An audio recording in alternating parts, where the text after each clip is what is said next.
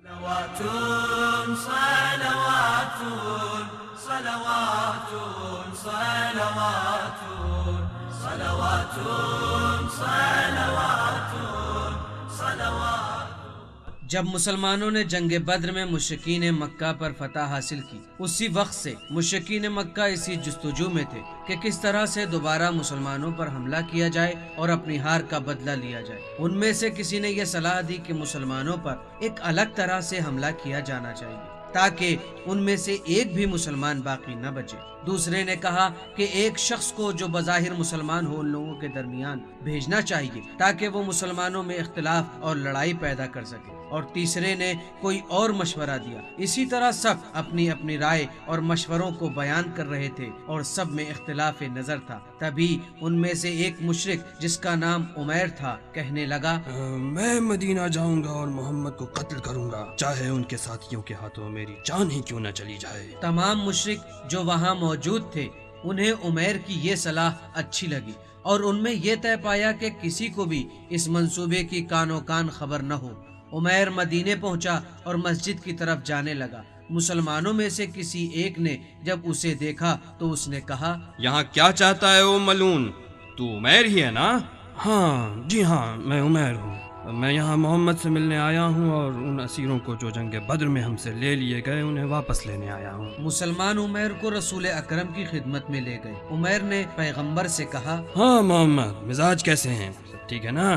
رسول اسلام نے عمیر سے فرمایا، خدا نے ہم پر لطف و کرم فرمایا اور تمہارے سلام سے بہتر سلام اور درود سے ہمیں نوازا کہ وہ سلام سلام اہل بہشت ہے اور وہ سلام علیکم ہے۔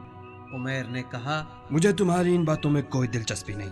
میں یہاں آیا ہوں تاکہ ان اسیروں کو جو تم نے جنگ بدر میں ہم سے لے لیے تھے انہیں واپس لے سکوں، اور میں چاہتا ہوں تم سے اکیلے میں کچھ گفتگو کروں۔ اس وقت رسول اسلام نے اس کی باتوں کو برداشت کیا، جبکہ ان کے چہرے مبارک سے غضب کے آثار صاف طور پر نمایاں تھے۔ انہوں نے فرمایا، اے خدا کے دشمن، تم جھوٹ بول رہے ہو۔ تم نے اور مشرکین مکہ نے مل کر یہ منصوبہ بنایا ہے تاکہ ہم سے اور مسلمانوں سے جنگ بدر میں پائی ہوئی شکست کا بدلہ لے سکو، اور تم یہاں میرے قتل کے ارادے سے آئے ہو، لیکن خداوند متعال نے تمہارے منصوبوں کو کامیاب نہ ہونے دیا۔ عمیر رسول اکرم کو دیکھ کر اور ان کی باتوں کو سن کر کانپنے لگا اور پھر بلند آواز میں کہا، اے لوگو، خدا کی قسم کسی کو بھی مدینے میں ہماری ان منصوبوں کی خبر نہ تھی، اور محمد کو یہ خبر خداوند عالم نے دی ہے۔ خدا کی قسم وہ رسول خدا ہیں، اور جو کچھ انہوں نے کہا ہے سب سچ ہے۔ ان پر خدا کی جانب سے وحی نازل ہوتی ہے۔ میں گواہی دیتا ہوں کہ خدا ایک ہے اور محمد اس کی طرف سے بھیجے ہوئے رسول ہیں۔